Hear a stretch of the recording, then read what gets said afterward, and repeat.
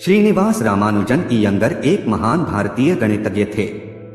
कहा जाता है विश्व इतिहास में गणित के क्षेत्र में ऐसी प्रतिभा दोबारा कभी नहीं जन्मी। रामानुजन एक ऐसी प्रतिभा थे जिन पर न केवल भारत को अपितु पूरे विश्व को गर्व था। मात्र 33 वर्ष की आयु में इन्होंने अपने अद्भुत और विलक्षण ज्ञान से गणित के क्षेत्र में कई महत्वपूर्ण योगदान दिए। इनका जन्म 22 दिसंबर 1887 को तमिलनाडु के इरोड गांव में हुआ था।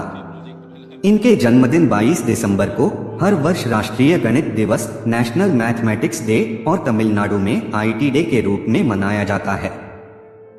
बचपन में रामानुजन की बुद्धि इतनी कुशाग्र नहीं थी, यहाँ तक कि 3 वर्ष की आयु तक वह बोलना भी नहीं सीख पाए थे। इस कारण उनके माता पिता चिंतित रहते थे। बाद में 5 वर्ष की उम्र में रामानुजन का दाखिला कुंभकोणम के प्राथमिक विद्यालय में करा दिया गया। रामानुजन की सिर्फ गणित के विषय में अधिक रुचि थी। वे अन्य विषयों को गंभीरता से नहीं लेते थे। रामानुजन का स्वभाव बड़ा सरल और सौम्य था।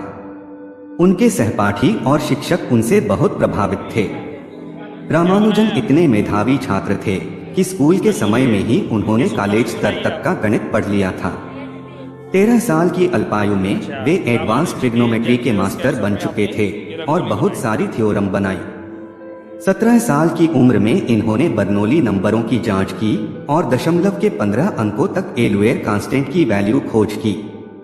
गणित में अपनी योग्यता के कारण रामानुजन को कॉलेज से स्कॉलरशिप मिली, लेकिन उनका ध्यान हमेशा गणित में रहता। इस कारण वो और विषयों में फेल हो गए और उनकी स्कॉलरशिप छीन ली गई।